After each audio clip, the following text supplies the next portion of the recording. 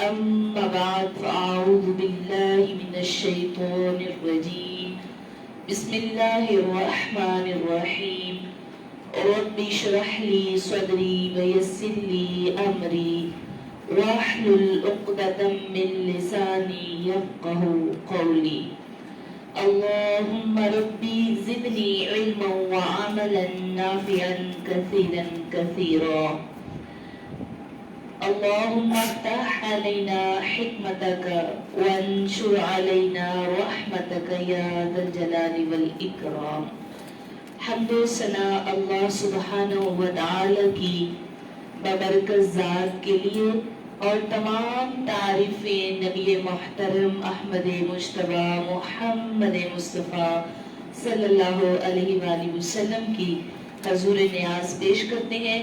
انتہائی بابرکت طریقے سے ہم اللہ پاک سے دعاؤں کے ساتھ سورہ احقاف کا آغاز کر رہے ہیں. پارہ نمبر 26 میں سورہ احقاف کا تعارف کیا ہے؟ یہ مکی سورت ہے اور اس کے اندر تقریباً 4 رکوع ہیں اور 35 آیات ہیں.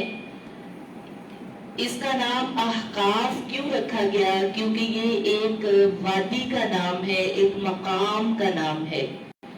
یمن کے علاقے میں ایسی قوم جس کا تعارف ہم پہلے بھی پڑھ چکے ہیں، حضرت ہود علیہ السلام کی قوم عاد، یہ یمن کے علاقے میں مقام احقاف میں رہنے والی قوم تھی. اللہ رب العزت نے اس قوم کی طرف حضرت ہود علیہ السلام کو تبلیغ کے لیے بھیجا. حضرت ہود علیہ السلام نے اس قوم کو اللہ پاک کا پیغام پہنچایا اور بتوں کی پوجا سے باز آ جانے کا حکم دیا. یہاں تک کہ حضرت ہود علیہ السلام نے اللہ رب العزت کی بے شمار نشانیاں قدرتیں بیان کی، لیکن یہ اتنی سرکش قوم تھی کہ انہوں نے حضرت ہود علیہ السلام کی ایک بات بھی نہیں مانی اور وہ مسلسل سرکشی کرتے رہے اور انکار کرتے رہے. اللہ کریم کی نشانیوں کو دیکھ کر، حضرت ہود علیہ السلام کے معجزات کو دیکھ کر یہ ان کا انکار کرتے تھے. اللہ رب العزت نے بالآخر اس قوم پر عذاب نازل فرما دیا، اور وہ عذاب کیا تھا کہ ایک چیخ صبح کے وقت ان کو سنائی دی اور ایک زلزلہ آیا جس سے وہ ساری کی ساری قوم، اتنے بڑے بڑے جسموں والے اور طاقتور قوم تھی، ساری کی ساری قوم تباہ و برباد ہو گئی. تو اللہ کریم نے سورۃ الاحقاف میں خاص طور پر اس پوری قوم کا ذکر فرمایا اور نبی اکرم صلی اللہ علیہ وآلہ وسلم کو اس بات کی تسلی عطا فرمائی کہ جس طرح قوم عاد نے سرکشی کی تو اللہ نے ان کو ہلاک کر دیا، اس طرح اگر یہ کفار بھی آپ کی بات تسلیم نہیں کریں گے تو اللہ رب العزت ان کو بھی ہلاک کر دے گا اور ان کی جگہ اور اچھے لوگ لے آئے گا جو ایمان والے بھی ہوں گے اور اللہ پاک کی وحدانیت کو تسلیم بھی کریں گے. اور اس سورہ احقاف میں ایک اور بڑا خوبصورت واقعہ جو ذکر ہوا وہ آیت نمبر 29 میں ہے کہ جنات کی ایک قوم، ایک جماعت نبی اکرم صلی اللہ علیہ وآلہ وسلم کے پاس حاضر ہوئی جب سرکار قرآن کریم پڑھ رہے تھے. نبی اکرم صلی اللہ علیہ وآلہ وسلم قرآن کی تلاوت کر رہے تھے اور جنات کی ایک عظیم جماعت وہاں پر آئی اور سارے جنات اکٹھے ہو کر وہ تلاوت قرآن کریم سماعت کرنے لگے.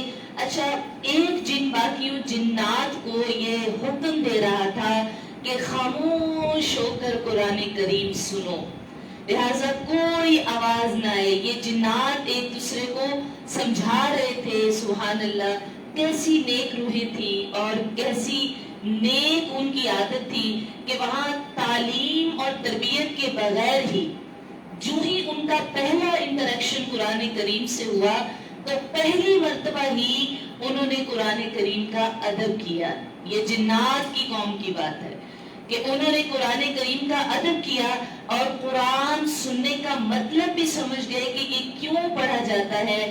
اور انہوں نے پہلا کام جو کیا وہ یہ کہ ایک دوسرے سے کہنے لگے خاموشی سے قرآن کریم سنو.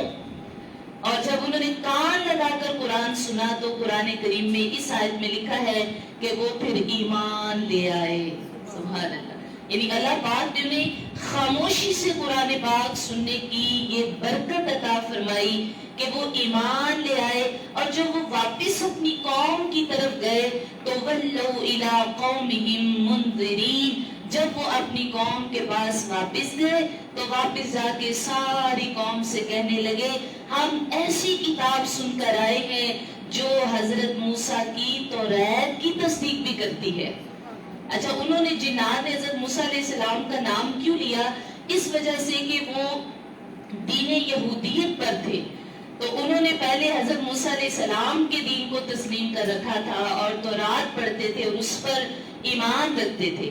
تو انہوں نے فوراً سے یہ کہا کہ اب حضرت موسیٰ علیہ السلام کی کتاب کی تصدیق کرنے والی کتاب آ گئی ہے اور ہم اس پر ایمان لے آئے ہیں. اے ہماری ساری قوم تم بھی اس کتاب پر اور اس نبی پر ایمان لے آؤ. اچھا, اس آیت سے یہ بھی معلوم ہوا کہ جنات میں دین کے دائی ہو سکتے ہیں لیکن جنات میں رسول یا پیغمبر نہیں ہو سکتے. جو رسول اور پیغمبر امت کی طرف بھیجا جاتا ہے وہی رسول اور پیغمبر جنات کا بھی نبی ہوتا ہے. اس لیے خاص طور پر نبی اکرم صلی اللہ علیہ وآلہ وسلم کو یہ حکم دیا گیا کہ سرکار آپ قرآن پڑھیے اور ایک جنات کی جماعت جو ہے وہ آپ کا قرآن سننا چاہتی ہے. صحابہ کہتے ہیں ایک مرتبہ ایسا ہوا کہ نبی اکرم صلی اللہ علیہ وآلہ وسلم نے ہم سے یہ حکم فرمایا کہ کون ہے جو میرے ساتھ اٹھ کر چلے کہ میں جنات کی وادی میں قرآن سنانے جا رہا ہوں. تو صحابہ کہتے ہیں وہ سب ڈرنے لگ گئے نا, خوف زدہ, کوئی نہ کوئی خوف محسوس کر رہا ہے. تو حضرت عبداللہ بن مسعود رضی اللہ تعالیٰ عنہ آپ کھڑے ہو گئے. آپ نے فرمایا سرکار میں چلوں گا آپ کے ساتھ. تو نبی اکرم صلی اللہ علیہ وآلہ وسلم جب انہیں اس وادی میں لے آئے ساتھ تو آپ قرآن کریم پڑھنے لگ گئے اور حضرت عبداللہ بن مسعود کو ایک دائرہ بنا کر دیا. فرمایا آپ اس دائرے میں بیٹھے رہیں اور آپ اس دائرے سے ہلیں گے نہیں, اٹھیں گے نہیں. سرکار قرآن پڑھ رہے ہیں تو حضرت عبداللہ بن مسعود فرماتے ہیں کہ وہ جنات جو ہیں وہ میرے اوپر اترنے لگے اور میں ان کو مختلف شکلوں میں دیکھنے لگا, آوازیں سننے لگا اور شور و غل پتہ نہیں کیا کیسی آوازیں تھی. تو آپ فرماتے ہیں یہاں تک کہ مجھے نبی کریم صلی اللہ علیہ وآلہ وسلم کا خوف ہوا کہ آپ قرآن پڑھ رہے ہیں یا آپ کو کوئی تکلیف محسوس نہ ہو. آپ فرماتے ہیں جب سرکار نے تلاوت مکمل کی تو آپ نے میری طرف دیکھا تو میں نے عرض کی حضور یہ جو آوازیں تھی, یہ جو شور تھا, یہ کس چیز کا تھا حضور, یہ جنات کیا کہہ رہے تھے؟ تو آپ صلی اللہ علیہ وآلہ وسلم فرماتے ہیں ان جنات میں ایک جن قتل ہو گیا تھا, اس کا فیصلہ یہ سب جنات میرے پاس لے کر آئے تھے اور میں ان کے درمیان عدل و انصاف کا فیصلہ کر رہا تھا. سبحان اللہ. تو جو نبی امت کا نبی ہے وہ جنات کا نبی بھی ہوتا ہے. اور اسی طرح جنات میں جو ایک داعی ہوتا ہے نا, ایک بلانے والا, وہ دین کی طرف بلاتا ہے, وہ دین کی طرف پکارتا ہے. تو جنات وہ جو ساری قوم آئی تھی وہ ساری کی ساری قوم دین سیکھ کر گئی اور جا کر وہ نبی اکرم صلی اللہ علیہ وآلہ وسلم کی دین کی تبلیغ کرنے لگی کہ ساری قوم سن لے, اب وہ نبی آ گئے ہیں جو آخری نبی ہے. تو سورہ احقاف میں یہ ساری اہم باتیں ہیں. آگے سورہ محمد شروع ہو رہی ہے. بسم اللہ الرحمن الرحیم. سورہ محمد مدینہ منورہ میں نازل ہوئی ہے. اس سورت میں 4 رکوع ہیں اور 38 آیات ہیں. اس کا نام محمد کیوں رکھا؟ کیونکہ اس پوری سورت میں دوسری آیت میں سورت کی نبی کریم صلی اللہ علیہ وآلہ وسلم کا اسم گرامی محمد ذکر کیا گیا ہے. اس مناسبت سے اس سورت کو سورہ محمد کہا جاتا ہے اور اس کا ایک نام سورہ قتال بھی ہے. سورہ قتال کا مطلب ہوتا ہے جنگ کرنے والی. تو اسے اس وجہ سے بھی کہا جاتا ہے کہ اس صورت میں کافروں کے ساتھ جہاد کرنے کے احکامات بیان کیے گئے ہیں، اس لیے اسے سورہ قتال بھی کہا جاتا ہے۔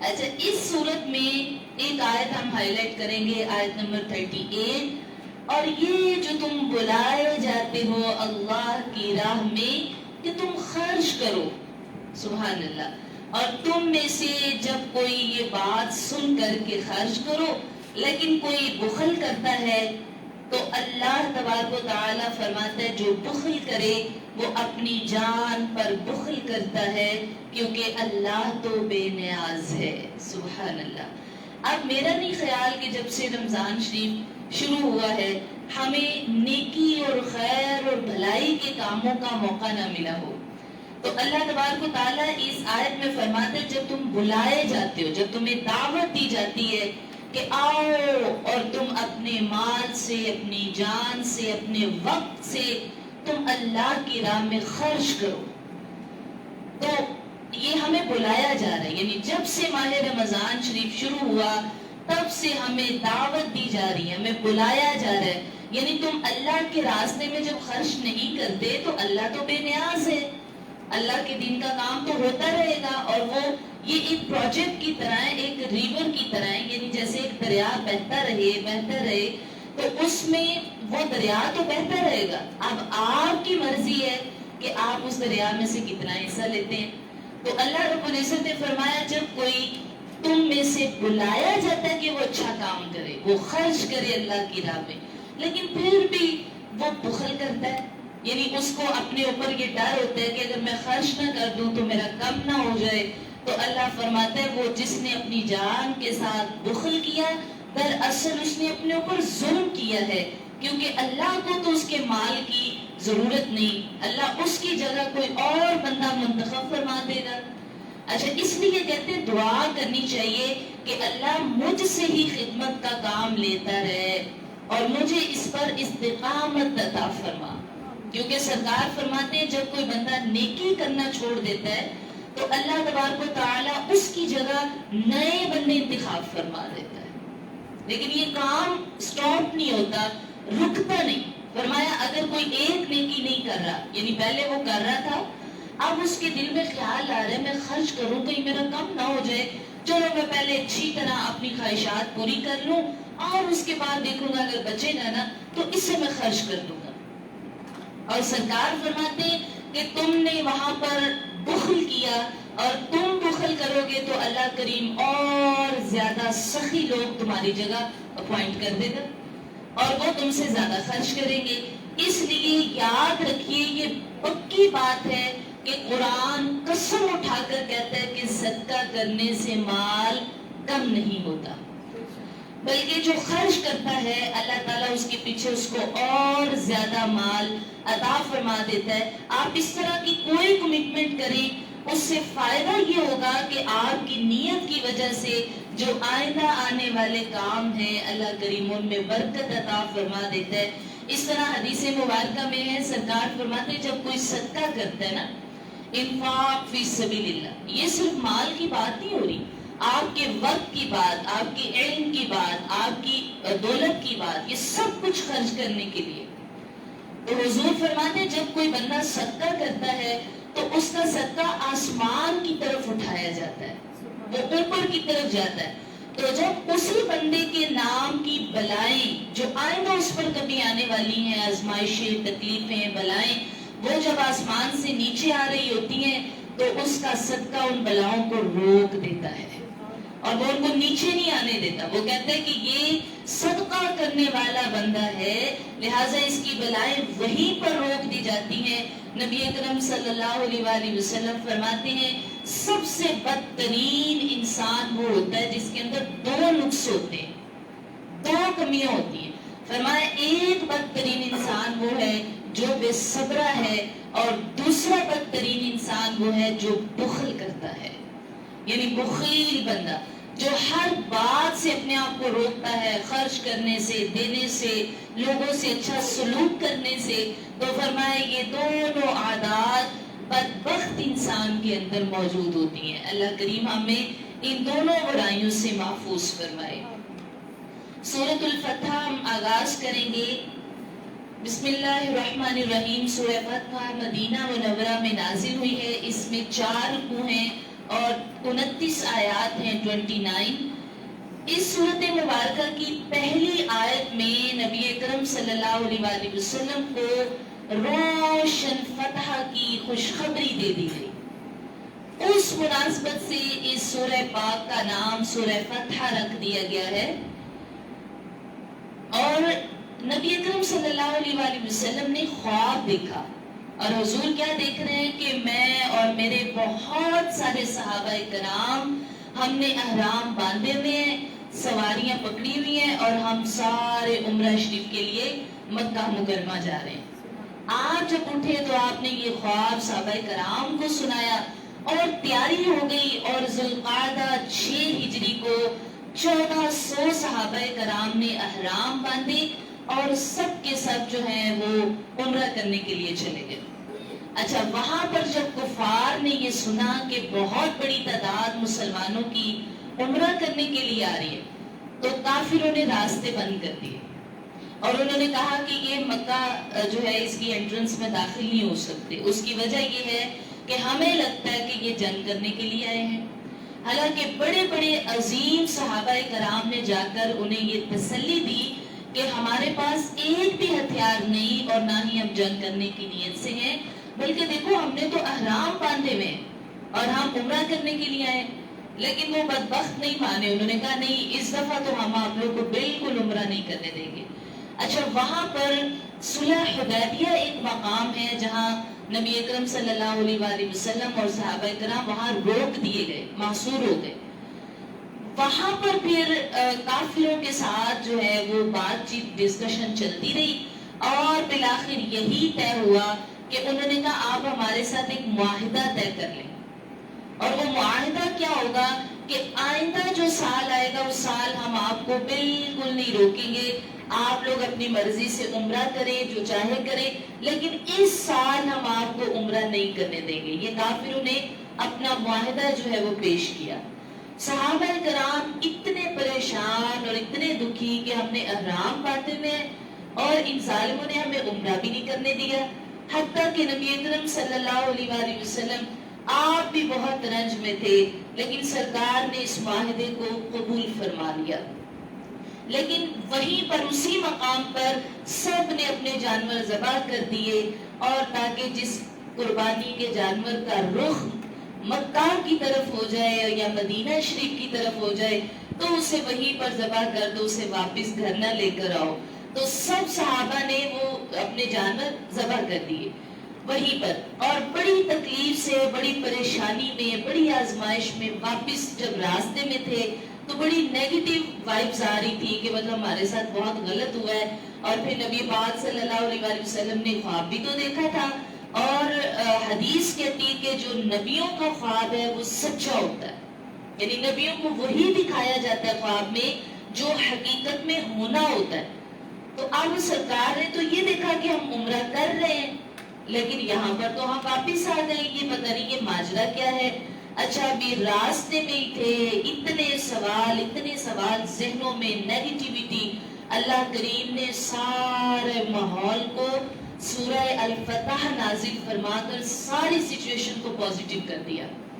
اور وہ کس طرح کیا کہ اللہ رب العزت نے فرمایا اِنَّا فَتَحْنَا لَكَ فَتْحًا مُبِينًا۔ یہ تمہیں ظاہری تو ہزیمت نظر آ رہی ہے کہ تم جو ہے وہ مایوسی سے واپس آ رہے ہو، لیکن اللہ پاک نے اس میں تمہارے لیے عظیم کامیابی رکھ دی ہے۔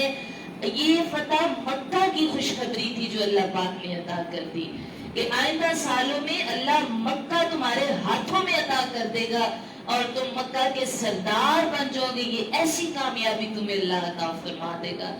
تو جو کامیابی چاہے اسے یہ بھی چاہیے کہ وہ سورۃ الفتح کی تلاوت کیا کرے، اور اللہ کریم نے اس میں یہ بہت بڑا اصول سمجھا دیا کہ بعض اوقات ایسے جھگڑے، ایسی باتیں جس پہ ہم حق پر ہوتے ہوئے پیچھے ہٹ جاتے ہیں، وہ بظاہر ہمیں اپنی ناکامی نظر آتی ہے، لیکن اللہ فرماتا ہے اس میں تمہارے لیے بہت بڑی کامیابی ہوتی ہے. یعنی بعض اوقات ہم حق سچ پر ہوتے ہیں، حق پر ہوتے ہیں، لیکن ہم اپنا راستہ دوسرے کو عزت دینے کے لیے چھوڑ دیتے ہیں کہ کوئی بات نہیں، میں ہٹ جاتی ہوں، میں ہار مان جاتی ہوں اور یہ جیت جائے. تو اللہ کریم فرماتے ہیں کہ یہاں نبی اکرم صلی اللہ علیہ وسلم نے بھی حق پر ہوتے ہوئے اپنا حق چھوڑ دیا. تو اللہ نے عظیم خوشخبری دی. اللہ نے فرمایا آپ ہارے نہیں، بلکہ آپ کے ہاتھ میں تو کامیابیاں آ گئی ہیں اور فتح کی کنجیاں آ گئی ہیں. لہٰذا آپ بالکل پریشان نہ ہو. اللہ آئندہ سالوں میں آپ عمرہ بھی فرمائیں گے، آپ مکہ فتح کریں گے، آپ سردار بھی بنیں گے. لہٰذا آپ کا خواب بھی اللہ سچ فرما دے گا. سبحان اللہ. تو یہ پوری صورت پھر اللہ سبحانہ و تعالی نے آیت نمبر 2 میں فرمایا کہ اللہ نے تو آپ کے سارے گناہ بخش دیے ہیں، سرکار کے صغیرہ کبیرہ گناہوں سے پاک ہیں. لیکن آپ دیکھیے کہ اگر یہی مغفرت کا وعدہ اللہ ہم سے کرتا تو ہم تو دنیا میں لگ جاتے اور سارا کچھ چھوڑ دیتے. لیکن نبی پاک صلی اللہ علیہ وسلم اس پیغام کو سن کر بھی اتنی عبادت فرماتے تھے کہ صحابہ کہتے ہیں راتوں کو عبادت مصلی پر کھڑے ہو کر حضور کے پاؤں میں ورم آ جاتا تھا، سوزش ہو جاتی تھی، حتیٰ کہ بعض اوقات پاؤں مبارک پھٹ جاتے تھے، خون بہ نکلتا تھا. اتنی عبادت اللہ کی کرتے.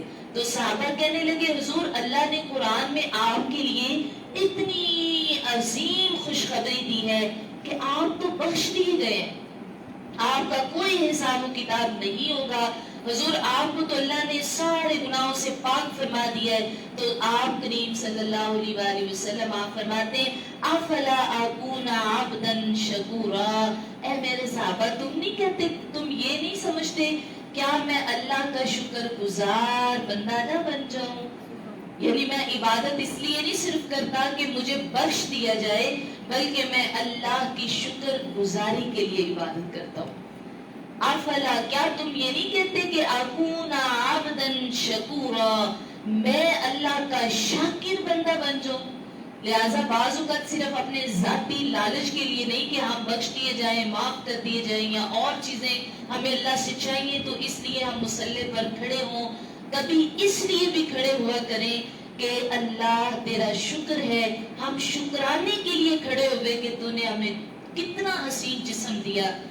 وہ لوگ جو اس ٹائم ہمارے سامنے کسی ڈسیبلٹی کا شکار ہیں، کبھی ان کو دیکھ کر سوچا کریں کہ اللہ نے ہمیں کتنی ایبلٹیز دی ہیں، اس کے شکر میں کبھی مصلی پر کھڑے ہو جائیں. جیسے آج کل ماہ رمضان میں ہم نماز تراویح پڑھتے ہیں تو وہ کیا، وہ اللہ کا شکرانہ ہے اس کے سامنے کہ اللہ نے ہمیں ماہ رمضان دیا، اللہ نے ہمیں صحت دی، اللہ پاک نے ہمیں جان مال اولاد اور کتنا کچھ عطا کیا ہے. لہٰذا کبھی نماز شکر کے لیے بھی پڑھنی چاہیے. تو سرکار فرماتے تھے کہ مجھے اللہ نے اتنا کچھ دیا ہے، میں اس لیے اللہ کی اتنی عبادت کرتا ہوں کہ میں اللہ کا شکر گزار بندہ بن جاؤں. اس سے آگے سورۃ الحجرات ہے. بسم اللہ الرحمن الرحیم. سورہ حجرات مدینہ منورہ میں نازل ہوئی تھی. اس سورت میں 2 رکوع ہیں اور 18 آیات ہیں اس کی. حجرات کا مطلب ہوتا ہے حجرے، کمرے. جیسے پردے لگا کے حجرے بنائے جاتے ہیں نا، یہ اعتکاف کرنے والوں کے لیے، اسے بھی حجرہ کہا جاتا ہے. یا آپ اپنے گھر میں کچھ پردوں کی 4 دیواری بنا لیں اور اس کو بھی حجرہ کہا جاتا ہے. تو عربی میں حجرات یعنی حجروں کی جمع ہے. تو نبی اکرم صلی اللہ علیہ وآلہ وسلم چونکہ آپ کی جتنی ازواج تھی وہ سارے ازواج کے گھر جو تھے وہ حجرہ نما تھے. تو آپ کو اس میں آیت نمبر 4 میں چونکہ کچھ لوگوں نے آپ کو اندر سے آوازیں دی، اس بارے میں یہ بھی میں ذکر کروں گی. تو اس کا نام اس مناسبت سے سورہ حجرات رکھا گیا ہے. یہ اتنی پیاری سورت ہے اور اس میں یقین کرے اتنے ایتھکس اللہ پاک نے بیان فرمائے ہیں، سوشل ایتھکس کہ ہمیں اپنے معاشرے میں کیسے اٹھنا ہے، بیٹھنا ہے، تمیز کیا ہے، مینرز کیا ہے. بہت ہی پیاری سورت. اور جہاں مینرز کی بات ہوتی ہے وہاں سب سے پہلے اللہ اور اس کے رسول کے ادب سے آغاز ہوتا ہے. تو پہلی آیت میں فرمایا اے ایمان والو اللہ اور اس کے رسول سے آگے نہ بڑھو. جب اللہ اور ان کے رسول چل رہے ہوں. بعض صحابہ کہتے ہیں کہ ایک دفعہ ایسا ہوا کہ ہم کہیں جا رہے تھے, سفر پر تھے, تو کوئی ایک صحابی چلتے چلتے چال میں اتنا تیزی سے چل رہے تھے کہ وہ نبی اکرم صلی اللہ علیہ وآلہ وسلم سے آگے چلنا شروع ہو گئے. تو اللہ کریم نے اس پر یہ آیت نازل فرمائی کہ یا ایھا الذین آمنوا لا تقدموا, اے ایمان والو آگے آگے نہیں چلنا, اللہ اور اس کے رسول. اور اس کا ایک معنی یہ بھی ہے کہ جب اللہ سبحانہ و تعالی نے صحابہ کو نبی کریم صلی اللہ علیہ وآلہ وسلم کی آواز پر اپنی آواز بلند کرنے سے منع فرمایا, کہ جب سرکار کوئی بات کر رہے ہوں تو صحابہ کو منع فرمایا کہ آپ کی آواز نبی پاک صلی اللہ علیہ وآلہ وسلم کی آواز سے بلند نہ ہو. یہ کتنے پیارے مینرز, نہ ان سے آگے چلنا ہے نہ ان سے اونچا بولنا ہے. اور فرمایا جب وہ آپ سے بات کریں تو ان کی بات پر کوئی بڑھ کر بات نہیں کرنی, یہ تمہیں ادب رسول سکھایا جا رہا ہے. سبحان اللہ. اور یہی حال دیکھیں, اور پھر دوسری آیت میں فرمایا لا ترفعوا اصواتکم, اپنی آوازیں اونچی نہیں کرنی. سبحان اللہ. دو چیزیں یہاں پر, ایک تو ہے کہ آواز کا والیوم آپ صلی اللہ علیہ وآلہ وسلم سے اونچا نہ ہو. جب سرکار حیات تھے, بات کرتے تھے, تو یہ طریقہ بتایا جا رہا ہے کہ آپ جب سرکار کی بارگاہ میں بیٹھیں تو آپ کی آواز اونچی نہ ہو, جب بات کریں تو آواز بالکل نیچی آواز سے. اور اسی طرح پھر دوسری چیز فرمائی کہ جب آپ کی بارگاہ میں بیٹھے ہوں تو وہاں آپس میں شور شرابہ نہ کریں. لا ترفعوا اصواتکم, جو حضور کی مجلس ہو, یعنی جیسے اب یہ قرآن کی اور آپ صلی اللہ علیہ وسلم کے ذکر کی مجلس ہے, اس میں آپس میں شور شرابہ نہ ہو. اور آپ دیکھیں کہ بعض علماء نے نبی کریم صلی اللہ علیہ وسلم کی زندگی کے علاوہ ان آیات کو آپ کی حیات کے بعد بھی کہا ہے کہ یہ ان سب چیزوں کا خیال رکھیں. یعنی جب آپ مسجد نبوی شریف میں جائیں تو وہاں آپ کی آواز اونچی نہ ہو, وہاں آپ شور شرابہ نہ کریں. ہر بارگاہ کے کچھ اصول اور ضوابط ہوتے ہیں. مثلا آپ اس کمرے میں داخل ہوئے نا, تو آپ بیٹھتے ہی سوچیں گے کہ جیسے سب بیٹھے ہیں مجھے بھی ویسے بیٹھنا ہے, کیونکہ ہر کلاس کے, ہر مجلس کے رولز اینڈ ریگولیشنز ہوتے ہیں جنہیں ہمیں فالو کرنا پڑتا ہے. اب یہ مسجد نبوی کے رولز ہیں کہ آپ نے وہاں اونچی آواز سے نہیں بولنا, آپ نے وہاں شور شرابہ نہیں کرنا, اور آپ نے وہاں کوئی بھی بے حیائی کی بات نہیں کرنی. لیکن اتنے افسوس سے یہ کہنا پڑ رہا ہے کہ آج بھی بہت سارے لوگ جب وہاں جاتے ہیں تو زیارت کے لیے جب وہاں دروازے کھولے جاتے ہیں تو لوگ دھڑا دھڑ بھاگتے ہیں اور کوئی ادب ملوز خاطر نہیں رکھتے.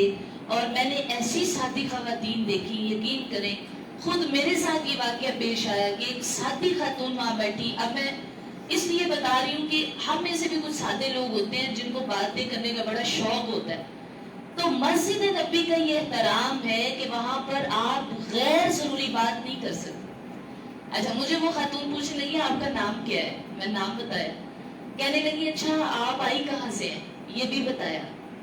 اور میں وہ دیکھ رہی ہیں کہ میں تلاوت کر رہی. پھر وہ مجھ سے تیسرا سوال کر رہی ہیں آپ بہن بھائی کتنے ہیں, میں نے یہ بتایا. پھر کہتی ہیں آپ کے ابو کاروبار کیا کرتے ہیں. تو میں نے چوتھے سوال پہ کہا کہ مطلب آپ اتنی ڈیٹیلز جو لے رہی ہیں آنٹی جان, یہ میرا وقت ضائع ہو رہا ہے. مطلب میں نے ان کو بالکل آرام سے یہ بات سمجھا دی. لیکن اتنے سادے لوگ کہ وہ ہر بات پوچھنا چاہتے ہیں مسجد نبوی میں بھی بیٹھ کر, حالانکہ اتنی غیر ضروری یہ باتیں. تو ہم میں سے جب اللہ کسی کو یہ سعادت دے, اللہ سب کو یہ عطا کرے, سب بار بار سرکار کے روزے پر جائیں, تو یہ وہ سارے آداب جو ہم ایتھکس یہاں سورۃ الحجرات میں پڑھ رہے ہیں, اللہ ہمیں وہاں پر ان پہ امپلیمنٹیشن کی توفیق عطا فرمائے کہ اصل جو ادب ہے وہ وہاں پر جا کے اللہ میں پورا کرنے کی توفیق دے. اور یقین کریں, اب قرآن کہتے ہیں جن کے دل میں تقوی, یہ کتنا اچھا دیکھیں ذرا ترتیب قرآن کی, کہ پہلے فرمایا کہ آپ نے اللہ اور اس کے رسول سے آگے نہیں بڑھنا, آواز بلند نہیں کرنی, اونچا نہیں بولنا, احترام کرنا ہے. اور یہ ساری باتیں بتا کے آیت نمبر 3 میں فرمایا اور جن کے دل میں تقوی ہے ان کے لیے بخشش اور اجر عظیم ہے. یعنی تقوی کیا ہے؟ اب اللہ پاک نے وہ تقوی کی باتیں تو پہلے ہی بتا دی کہ متقی بندہ وہ ہوتا ہے جو سرکار کی بارگاہ کا ادب پورا کرے، یعنی یہ جو حکم تمہیں کیے گئے ہیں ان پر عمل کرنے والا ہی متقی ہے۔ تو جس بندے نے یہاں سے تقوی ہی نہیں لیا اور وہ وہاں پر جا کے بھاگ رہا ہے، دوڑ رہا ہے، چیخ رہا ہے، تو مجھے بتائیں کہ اس کے اندر تقوی ہی نہیں آیا۔ اور اللہ فرما رہا ہے تقوی والے کے لیے بخشش ہے اور تقوی والے کے لیے ہی اجر عظیم ہے۔ تو اللہ کریم ہمیں اس پر عمل کی توفیق عطا فرمائے۔ آیت نمبر 4 میں کہا وہ جو آپ صلی اللہ علیہ وآلہ وسلم کو حجروں کے باہر سے پکارتے ہیں اکثر ان میں سے بے عقل ہیں۔ اچھا، مدینہ والے ایسے نہیں کرتے تھے، ان کو تو سرکار کی بارگاہ کا سارا ادب معلوم تھا کہ ہم نے اللہ کے نبی کی بارگاہ کا ادب کیا ہے۔ یعنی یہ وہ ایسے بادشاہ ہیں کہ جب لوگ باہر سے آتے تھے تو حیران ہو جاتے تھے کہ سرکار جب وضو فرماتے ہیں تو صحابہ ہاتھوں کو کھول کر بیٹھے ہیں اور وہ وضو کے قطرے نیچے نہیں گرنے دیتے۔ سرکار آپ جب کسی طرف آپ کو اپنا لعاب پاک ڈالتے ہیں تو صحابہ اس کو اپنے ہاتھوں پر مل لیتے، اور لوگ دیکھتے تھے کہ جب آپ صلی اللہ علیہ وآلہ وسلم اپنے بالوں کی حجامت کرواتے تھے تو صحابہ یوں ہاتھ کھول کر کھڑے ہوتے تھے کہ ہمیں منہ مبارک جو ہے وہ نصیب ہو جائے۔ یعنی ایسا ادب مدینہ والے کرتے تھے۔ لیکن باہر سے کچھ قبائل میں سے، کوئی عرب دیہاتیوں میں سے کچھ لوگ آتے تھے، تو یہ یاد رکھیے یہ صورت تب نازل ہوئی تھی بہت بعد میں، جب عام الوفود کا زمانہ تھا، یعنی بڑے بڑے لشکر آتے تھے اور وہ سرکار سے جو ہے وہ ایمان لے آتے تھے، بیعت کرتے تھے۔ تو یہ مدینہ شریف میں بڑے آخر پہ یہ صورت نازل ہوئی۔ تو جب بہت سے ڈیلیگیشن آتے تھے اور وہ آ کر اپنی وہ طرح طرح کی حرکات کرتے تھے۔ اچھا، کوئی قبیلے کے لوگ آئے تو نبی اکرم صلی اللہ علیہ وآلہ وسلم کی یہ روٹین تھی، آپ تہجد میں اٹھتے تھے، آپ پھر بعد میں آرام نہیں فرماتے، سارا دن تہجد میں اٹھنا، پھر علمی معاملات اور علم کی مجالس اور بہت بڑے بڑے کام سر انجام دیتے تھے۔ لیکن جیسے ہی ظہر کا وقت ہوتا تو آپ قیلولہ فرماتے، یعنی آپ تھوڑے وقت کے لیے اپنے حجرے میں تشریف لے جاتے تھے اور وہاں پر تھوڑی دیر آرام کرتے تھے۔ اچھا، یہ کسی دیہات سے لوگ آئے اور انہوں نے کیا کیا کہ سرکار ابھی جا کر لیٹے ہیں، قیلولہ فرما رہے ہیں، تو انہوں نے باہر کھڑے ہو کر کہنا شروع کر دیا، یا محمد اخرج الینا، یا محمد، یعنی ایسے آوازیں لگانا شروع کر دی۔ تو آپ صلی اللہ علیہ وآلہ وسلم پر یہ گرا گزرا، یعنی آپ صبح تہجد سے اٹھے ہیں اور سارے معاملات کرنے کے بعد جب قیلولہ فرما رہے ہیں، تو ان لوگوں کو چاہیے تھا کہ یہ وہاں انتظار کرتے، مینرز بھی یہی تھے، لیکن انہیں سمجھ نہ آئی، اور چونکہ مختلف قبائل کے لوگ تھے تو انہوں نے محمد محمد کہہ کر بلانا شروع کر دیا۔ تو اللہ رب العزت کو ان کا یہ انداز پسند نہ آیا، اللہ پاک نے وہاں پر بھی نوٹس لے لیا۔ تو سورۃ الحجرات میں آیت نمبر 4 میں فرمایا کہ اس طرح بے عقل کرتے ہیں، نادان کرتے ہیں، جاہل کرتے ہیں، ایسے جیسے تم کر رہے ہو، لہٰذا تم نے کبھی بھی سرکار صلی اللہ علیہ وآلہ وسلم کو باہر سے آوازیں نہیں دینی۔ سبحان اللہ۔ پھر آیت نمبر 6 میں فرمایا، اے ایمان والو، اگر کوئی فاسق تمہارے پاس کوئی خبر لے کر آئے تو تم فتبینوا، اس کی بات کی تحقیق کر لیا کرو۔ یعنی اللہ رب العزت اس میں ہمیں فرما رہا ہے کہ تم ون سائیڈڈ بات سن کر کوئی ایکشن نہ لیا کرو، اور خاص طور پر اس بندے کی جو تم میں سے یعنی نیک زیادہ نہیں، فاسق ہے، کبھی کبھی جھوٹ بھی بول دیتا ہے۔ تو اللہ رب العزت فرما رہا ہے کہ ایسے بندے کی بات سن کر ظن اور تخمین کرنا، یعنی اپنے سے باتیں بنا لینا۔ مثلا کچھ لوگوں کو عادت ہوتی ہے کہ وہ آل ٹائم ان کا جو نیٹ ورک ہے نا وہ بڑا تیز ہوتا ہے، اور وہ فون پہ بھی ان کی یہی ایکٹیویٹیز ہوتی ہیں کہ وہ اس ادھر کی بات ادھر اور ادھر کی بات وہاں کرنا چاہتے ہیں۔ تو اللہ فرماتے ہیں جو ایمان والے بندے ہیں نا، جو اچھے انسان ہیں، ان کے اندر یہ عادت ہوتی ہے وہ سنی سنائی بات آگے نہیں کرتے، بلکہ فتبینوا، وہ تحقیق کرتے ہیں بات کی کہ ایسا ہے، ہوا بھی ہے یا نہیں ہوا۔ میں نے بڑے بڑے اچھے لوگ اور پڑھے لکھے بھی دیکھے ہیں، لیکن ان کے اندر یہ خامی ہوتی ہے کہ وہ ایک بندے کی بات سن کے، ون پرسن، یعنی وہ ون سائیڈڈ بات سنیں گے اور سن کے ہی وہ ایکشن لے لیتے ہیں۔ تو اللہ رب العزت نے بہت بڑی اصلاح فرمائی ایمان والوں کی، اور نبی اکرم صلی اللہ علیہ وسلم فرماتے ہیں کہ کسی بندے کے جھوٹا ہونے کے لیے اتنا ہی کافی ہے، یعنی جھوٹ نہیں وہ بول رہا، لیکن اس کے جھوٹا ہونے کے لیے اتنی بات کافی ہوتی ہے کہ وہ سنی سنائی بات آگے کر دے. وہ تحقیق کیے بغیر اس نے کوئی بات آگے کر دی تو وہ بندہ جھوٹا ہے، حالانکہ وہ جھوٹ نہیں بول رہا، اس نے تو سنی ہے. لیکن فرمایا فتبینوا، اس نے تحقیق نہیں کی. اور ایمان والا جو ہے وہ تحقیق کے بغیر بات نہیں کرتا. یہاں رسول محترم صلی اللہ علیہ وسلم کی حدیث مبارکہ عرض کر دیتی ہوں. آپ فرماتے ہیں ایک رات مجھے خواب میں نے دیکھا کہ دو آدمی میرے پاس آئے اور وہ مجھے ارض مقدسہ کی طرف لے گئے، زمین کے کسی حصے پر. آپ فرماتے میں وہاں دیکھتا ہوں کہ ایک آدمی بیٹھا ہوا ہے اور دوسرا آدمی کھڑا ہے، اور وہ لوہے کا کوئی آنکڑا، کوئی گرز ٹائپ اس کے ہاتھ میں چیز ہے. تو حضور فرماتے ہیں مجھے دکھایا گیا اللہ کی جانب سے کہ وہ جو کھڑا آدمی ہے، وہ جو بیٹھنے والا انسان ہے، اس کے جبڑے کو ایک طرف سے کھینچتا ہے یہاں تک کہ وہ اس کی گدی تک لے جاتا ہے. استغفر اللہ العظیم. لیکن اس کو چیر کر اس کی گدی تک، یہ جہاں تک ہم اپنے سر کا مسح کرتے ہیں. فرمایا پھر وہ دوسری جانب سے اس کا جبڑا کھینچتا ہے اور اس کو یہاں تک پہنچا دیتے ہیں. معاذ اللہ، استغفر اللہ. اور کہا اتنی دیر میں اس کی پہلے والا رخسار ٹھیک ہو جاتا ہے، پھر وہ اس کو یہی عذاب دیتا ہے. تو سرکار فرماتے ہیں میں نے پوچھا کہ یہ کون ہے بندہ جس کو یہ سزا دی جا رہی ہے اور یہ اس کے ساتھ سلوک کیا جا رہا ہے؟ تو آپ کو بتایا گیا کہ یہ وہ شخص ہے جو بڑا جھوٹا تھا اور جھوٹی باتیں کرتا تھا، جو اس سے نقل ہو کر ساری دنیا تک پہنچتی تھی. استغفر اللہ معاذ اللہ. یعنی ایسے بندے کی بات، یہ سرکار نے اس بندے کی سزا بیان فرمائی ہے کہ جو خود بھی جھوٹ بولتا ہے اور سنی سنائی باتیں اتنی پھیلا دیتا ہے کہ اس کے ذریعے سے بہت آگے تک غلط باتیں پہنچ جاتی ہیں. تو اللہ کریم ہمیں اس سے حفاظت، اللہ پاک ہمیں سے باز رہنے کی توفیق عطا کرے، ہماری حفاظت فرمائے کہ ہمیں ایسی سزاؤں سے اللہ کریم اپنی رحمت سے بہت دور رکھے. تو آیت نمبر 9 میں فرمایا کہ اگر مسلمانوں کے دو گروہ آپس میں لڑ پڑیں تو صلح کرا دو. اب یہ میں بتایا نا کہ کتنے اچھے اچھے جو مینرز ہیں، وہ ایتھکس اللہ پاک نے بیان فرمائے. یہاں صلح کروانے کی بات ہے. نبی اکرم صلی اللہ علیہ وسلم نے فرمایا کہ میں تمہیں ایسے صدقہ کے بارے میں نہ بتا دوں جس کا مصرف اللہ کو بہت پسند ہے. یعنی ایک ایسا صدقہ ہے جو کرنے والا اللہ کو بہت پسند ہے. تو صحابہ نے عرض کی یا رسول اللہ ہمیں ضرور بتلائیے.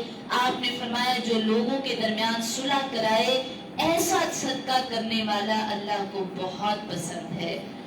اور پھر آیت نمبر 10 میں فرمایا انما المؤمنون اخوۃ. یہاں سے پتہ چلتا ہے کہ دینی بھائی چارہ نسبی بھائی چارے سے زیادہ اللہ کو عزیز ہے کہ مومن مومن کا بھائی ہے. دین کی محبت جو ہوتی ہے یہ بڑی پیاری ہوتی ہے. سب رشتوں سے زیادہ مضبوط رشتہ دینی رشتہ ہوتا ہے.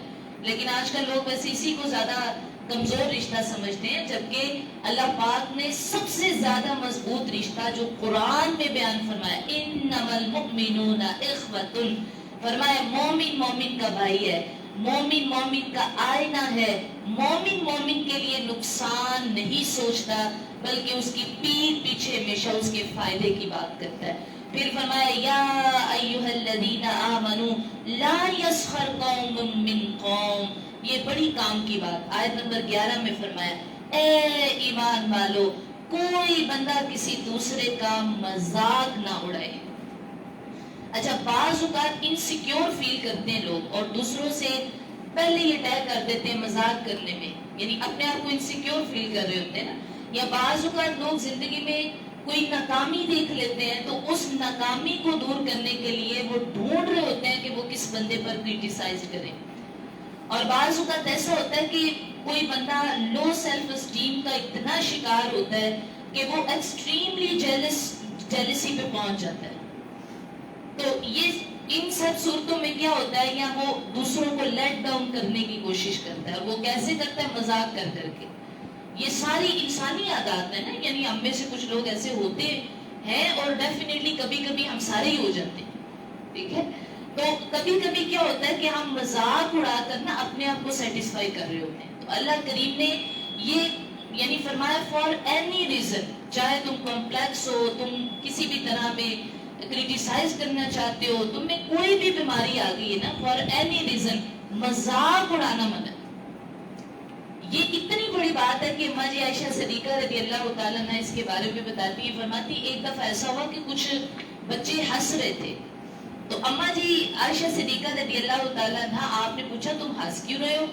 تو کہا وہ آدمی گرنے لگا تھا تو اس کی بڑی آنکھ اور پتہ نہیں اس کی جو گردن ہے وہ بڑی مشکل سے بچی، ہم اس کو دیکھ کر ہنس رہے۔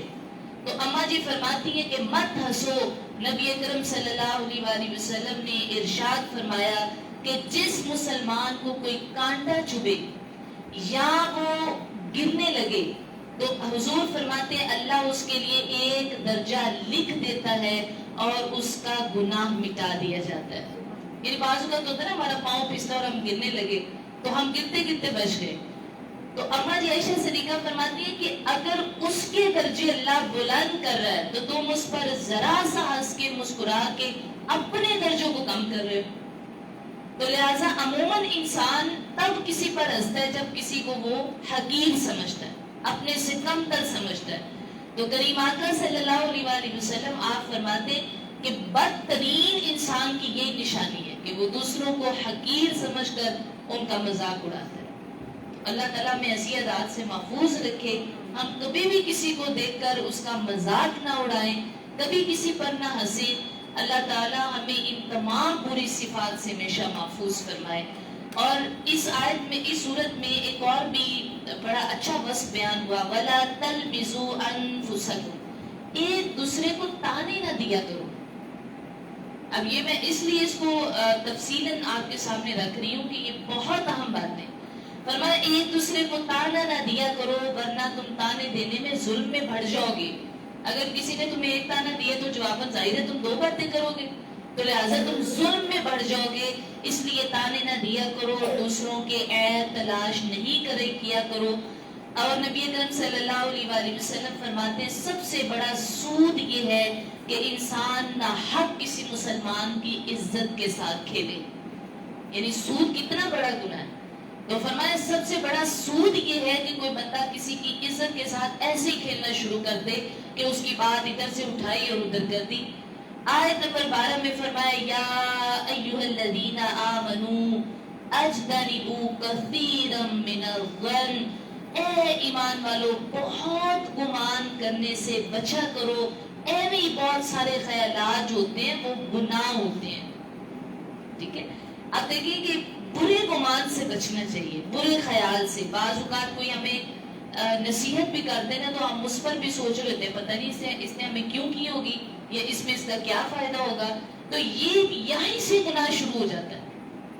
اللہ رب العزت نے فرمایا کہ جو گناہ گمان ہے، ایسے ہی سوچ لینا، ایسی بری بات کسی کے بارے میں بنا لینا، ان الظن، یہ بے شک بڑے جو انسان کے خیال ہوتے ہیں یہ کبھی گناہ بھی بن جاتے ہیں۔ اور پھر اس آیت میں فرمایا وَلَا تَجَسَّسُوا، ٹو نہ لگایا کرو، تجسس نہ کیا کرو، مطلب دو لوگ بات کریں نا آپ ایسی یہ تجسس میں رہے کہ پتہ نہیں وہ کون سی بات کرے۔ نبی اکرم صلی اللہ علیہ وآلہ وسلم فرماتے ہیں یہ کان کی ٹو لگانے والا بندہ جو ہے قیامت کے دن پگھلا ہوا سیسا اس کے کان میں ڈالا جائے گا جو اس بات کی تمنا میں رہتا ہے کہ لوگوں کی چوری چوری باتیں سنیں، تجسس کرے کہ دو لوگ آپس میں کھڑے تو وہ کون سی بات کریں۔ اور غیبت کرنے سے بھی اس میں فرمایا کہ غیبت نہ کرو۔ صحابہ کرام نے ایک روز نبی اکرم صلی اللہ علیہ وآلہ وسلم کے سامنے کسی بندے کی بات کی کہ حضور وہ اتنا سست ہے کہ جب تک اسے یعنی کھانا نہ دیا جائے تو وہ اٹھ کے کھاتا نہیں، اگر اسے پانی نہ دیا جائے تو وہ پیتا نہیں، اگر اسے سواری پہ سوار نہ کیا جائے تو وہ سوار نہیں ہوتا۔ اب وہ اس کی ہیبٹس کی بات کریں کہ عادت ہے، اس کی نیچر ہے، تو نبی اکرم صلی اللہ علیہ وآلہ وسلم نے فرمایا کہ تم نے اس کی غیبت کی۔ صحابہ نے اس کی سرکار ہم نے تو اس کی غیبت نہیں کی بلکہ ہم نے تو اس کے مزاج جو ہے وہ ایکسپلین کیے ہیں کہ وہ ایسا ہے۔ تو نبی اکرم صلی اللہ علیہ وآلہ وسلم فرماتے ہیں یہی تو غیبت ہے، جو تمہارے بھائی کی عادت ہو اور لیکن اسے وہ سننا پسند نہ ہو، یعنی اس کے اندر وہ باتیں ہیں لیکن اگر تم کہہ رہے ہو تو اسے اچھی نہیں لگ رہی، اور جب وہ موجود نہیں تب اس کے بارے میں تم ایسی باتیں کر رہے ہو. فرمایا جس کے اندر وہ بات موجود ہے اور تم اس کا ذکر کر رہے ہو تو وہ غیبت ہے، اور اگر وہ اس کے اندر موجود نہیں پھر تو وہ سیدھا سیدھا اس کے اوپر بہتان ہے. اور بہتان لگانے والے کی سزا آپ نے پڑھی نا سورہ نور میں، اسے کوڑے مارے جائیں گے جو کسی کے بارے میں ایسی بات کرے جو اس میں ہے ہی نہیں. تو اللہ تبارک و تعالیٰ ہمیں اسے معاف فرمائے. حتیٰ کہ ذکر آتا ہے کہ ایک مرتبہ اماں جی عائشہ صدیقہ نے کسی عورت کے بارے میں حضور کو فرمایا کہ حضور وہ ایسے بات کرتی ہے، تو آپ نے ان کو بھی منع فرمایا کہ کسی کا وہ انداز جو آپ اس کے سامنے بیان کرو اور اسے اچھا نہ لگے وہ آپ اس کی پیٹھ پیچھے بھی وہ بیان نہیں کر سکتے. سورہ قاف شروع کرتے ہیں. بسم اللہ الرحمن الرحیم. سورہ قاف مکہ مکرمہ میں نازل ہوئی ہے. اس میں 3 رکوع ہیں اور 45 آیات ہیں. قاف جو ہے یہ حروف مقطعات میں سے ایک حرف ہے. جیسے ہم نے پہلے بھی پڑھا کہ اس کا علم اللہ اور اس کے حضور کے علاوہ کوئی نہیں جانتا. اور اس سورت کی جو فضیلت ہے وہ یہ کہ حضرت ام حشام رضی اللہ تعالیٰ عنہ فرماتی ہے کہ میں نے قاف والقرآن المجید یعنی یہ والی سورت نبی کریم صلی اللہ علیہ وآلہ وسلم کی زبان اقدس سے سن کر ہی یاد کی ہے. یعنی آپ اس کی اتنی تلاوت فرماتے تھے کہ لوگوں کو سن سن کے یاد ہو جاتی تھی. اور آپ صلی اللہ علیہ وآلہ وسلم ہر جمعہ کے دن منبر پر خطبہ دیتے ہوئے یہ سورت پڑھا کرتے تھے. سبحان اللہ. اچھا اس سورت میں بھی پچھلی اقوام کا ذکر ہے اور اس میں یہ بتایا گیا ہے کہ انسان کے دائیں بائیں ایک ایک فرشتہ بیٹھا ہوا ہے جن کو کرامن کاتبین کہتے ہیں، اور وہ فرشتے انسان کے سارے اعمال لکھ رہے ہیں. ان سب موت کی سختیوں کا ذکر ہے اس سورت میں، حشر کا ذکر ہے، حساب کی وہ لاکیاں، یہ سب اس سورت میں بیان کی گئی ہیں. سورت الذاریات. بسم اللہ الرحمن الرحیم.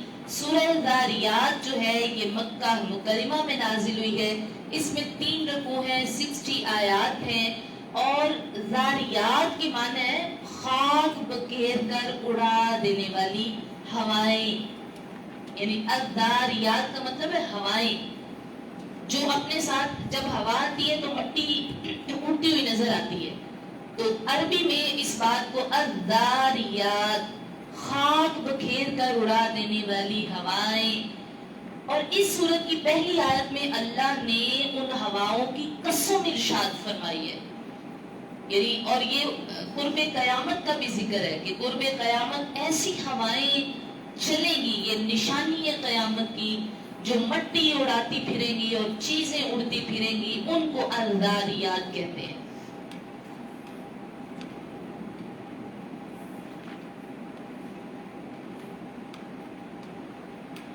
اس میں ایک ہی بہت اچھی آیت مبارکہ جسے میں ہائی لائٹ کر لوں گی تاکہ تھوڑا سا اس سے بھی استفادہ ہو جائے. فرمایا فَفِرُّوا إِلَى اللَّهِ إِنِّي لَكُمْ مِنْهُ نَذِيرٌ مُبِينٌ. بس دوڑ لگاؤ اللہ کی طرف. آیت نمبر 50 میں فرمایا فَفِرُّوا إِلَى اللَّهِ، بھاگو اللہ کی طرف. تو یہ جو دوڑ ہے یہ فزیکلی بھی ہوتی ہے کہ انسان بعض اوقات تیز تیز چلتا ہے اللہ کے راستے پر، جیسے اکثر ہم نماز کے لیے بھاگتے ہیں دوڑتے ہیں. اور اس میں 2 طرح کے لوگ ہوتے ہیں. ایک سعادت مند لوگ ہوتے ہیں اور ایک جو ہے وہ برائی کے راستے پر چلنے والے بدبخت ہوتے ہیں. جو سعادت مند لوگ ہوتے ہیں نا یہ اللہ کے کاموں کی طرف دوڑ لگاتے ہیں، یہ قرآن کہہ رہے ہیں. اور فرمایا جو بدبخت لوگ ہوتے ہیں یہ اپنے دنیا کے کاموں کی طرف دوڑ لگا رہے ہوتے ہیں. اور اس میں عام لوگوں کی دوڑ کیا ہوتی ہے کہ وہ بعض اوقات جہالت سے علم کی طرف آ جاتے ہیں، تو یہ ان کی دوڑ ہے. اور جو خاص لوگوں کی دوڑ ہے وہ یہ کہ وہ علم حاصل کر کے عمل کی طرف بھاگ رہے ہوتے ہیں. تو اللہ کریم ہمیں خاص دوڑ والوں میں شامل فرمائے. نبی اکرم صلی اللہ علیہ وآلہ وسلم آپ فرماتے ہیں نا کہ اللہ فرماتا ہے حدیث قدسی میں اے ابن آدم تو میری طرف کھڑا ہو تو میں تیری طرف چل کر آ جاتا ہوں. یہ اللہ کی طرف دوڑ کا جو منظر ہے کہ اللہ کریم نے کس طرح بیان فرمایا کہ جب میرا بندہ میری طرف کسی کام کوئی بھی کام ہے نا یعنی اللہ کے لیے وہ کر رہا ہے تو وہ دوڑ ہے اس کی، مثلا وہ اپنے گھر میں کلاس کی تیاری کر رہا ہے، وہ نماز کی تیاری کر رہا ہے، وہ بھاگ رہا ہے، وہ اپنے کام سمیٹ رہا ہے. تو اللہ رب العزت نے کتنا پیارا ارشاد، اللہ فرماتے ہیں وہ میری طرف کھڑا ہوتا ہے تو میں اس کی طرف چلنا شروع کر دیتا ہوں. اور پھر فرمایا جب وہ ایک حدیث میں آتا ہے کہ اگر میرا بندہ ایک بالشت مجھ سے قریب ہو جائے تو میں اسے ایک گز قریب ہو جاتا ہوں. اور پھر فرمایا اگر وہ ایک گز قریب ہوتا ہے تو میں اسے اس کے دونوں ہاتھوں کے پھیلاؤں کے برابر قریب ہو جاتا ہوں. سبحان اللہ. اگر وہ میری طرف چل کر آئے تو میں اس کی طرف دوڑ کر آتا ہوں. تو جو اللہ کی طرف دوڑ کر جائے پھر کتنی جلدی اس کو اللہ کا قرب حاصل ہو سکتا ہے. اس لیے فرمایا کہ یہ جو ہماری دوڑ ہے، ہماری محنتیں ہیں، ہماری کوششیں ہیں، یہ سب اللہ کے لیے ہونی چاہیے. کہ اگر ہم اللہ کے لیے دوڑے تو اللہ کریم ہمیں بھاگ کر یعنی بہت جلد اپنا قرب عطا فرما سکتا ہے. سورہ طور ہے، الطور، یہ مکہ مکرمہ میں نازل ہوئی ہے. اس میں 2 رکوع ہیں، 49 آیات ہیں. یہ طور ایک پہاڑ کا نام ہے. اس سورت کی ابتدا میں اللہ نے اس پہاڑ کی قسم اٹھائی ہے، اس مناسبت سے اسے سورہ طور کہا جاتا ہے. اور اس میں چونکہ آیت نمبر 4 میں بیت المعمور کا ذکر ہوا ہے کہ بیت المعمور کیا ہے، تو بیت المعمور 7ویں آسمان پر عظیم گھر ہے، جیسے زمین پر بیت اللہ شریف ہے. حدیث مبارکہ میں بتایا جاتا ہے کہ بیت اللہ شریف کے بالکل برابر 7ویں آسمان پر جیسے زمین پر بیت اللہ شریف ہے، ایسے 7ویں آسمان پر بیت المعمور ہے. اور وہ بیت اللہ کے بالکل برابر کی سمت پر ہے اور وہ آسمان والوں کا قبلہ ہے. نبی اکرم صلی اللہ علیہ وآلہ وسلم نے فرمایا کہ مجھے بیت المعمور دکھایا بھی گیا اور میں نے جبرائیل علیہ السلام سے اس کے بارے میں پوچھا تو انہوں نے مجھے یہ بتایا کہ سرکار یہ بیت المعمور ہے اور اس میں 70,000 فرشتے روزانہ نماز پڑھتے ہیں. لیکن ایک بات نوٹ کیجئے، جبرائیل امین نے بتایا 70,000 فرشتے روزانہ نماز پڑھتے ہیں، لیکن جو فرشتہ یہاں ایک بار نماز پڑھ لیتا ہے وہ قیامت تک اس کی دوبارہ باری نہیں آئے گی.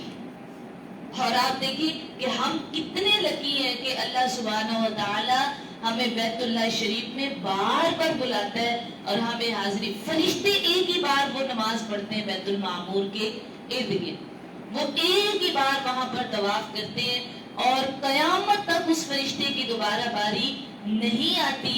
لیکن ہم کتنے عظیم، اللہ نے ہمیں عظمت عطا فرمائی کہ ہم بیت اللہ ہمیں بار بار بلاتا ہے اور ہم فرشتوں سے زیادہ سبقت اس بات میں لے جاتے ہیں کہ ہم ان کی اخلاص کے ساتھ جب ہم عبادت کا مقصد پورا کر دیتے ہیں تو اللہ کریم ہمیں بار بار بیت اللہ شریف میں بلا کر ہمیں ان سے زیادہ عظمت عطا فرما دیتا ہے. تو یہ اور دوسرا اس میں یہ دیکھیں کہ اللہ کی کتنی بڑی مخلوق ہے یہ فرشتے کہ اگر روزانہ 70,000 فرشتے ایک بار طواف کرتے ہیں اور قیامت تک وہ دوبارہ نہیں کرتے تو پھر اندازہ کیجئے کہ اللہ پاک کے کتنے زیادہ فرشتے ہیں. اسی لیے تو ہر عمل کے پیچھے الگ الگ فرشتے مقرر کر دیے گئے ہیں. یعنی آپ دیکھیں نا کہ ہر عمل کے پیچھے الگ الگ فرشتوں کو اللہ تبارک و تعالی نے ایک مقام عطا کر دیا. سورہ نجم پڑھتے ہیں. بسم اللہ الرحمن الرحیم. النجم، سورہ نجم مکہ مکرمہ میں نازل ہوئی ہے. اس میں 3 رکوع ہیں، 62 آیات ہیں اس کی. اور عربی میں ستارے کو نجم کہتے ہیں. یہ ایک مخصوص ستارے کا نام بھی ہے اور اللہ تعالیٰ نے سورت کی پہلی آیت میں نجم کی قسم ارشاد فرمائی ہے. اس مناسبت سے اس کا نام سورہ نجم رکھا گیا ہے. اور حضرت عبداللہ بن مسعود رضی اللہ تعالیٰ عنہ نے فرمایا کہ سورہ نجم یہ وہ پہلی سورت ہے جس کا رسول کریم صلی اللہ علیہ وآلہ وسلم نے اعلان فرمایا تھا اور حرم شریف میں مشرکین کے سامنے یہ سورت پڑھی تھی. سبحان اللہ.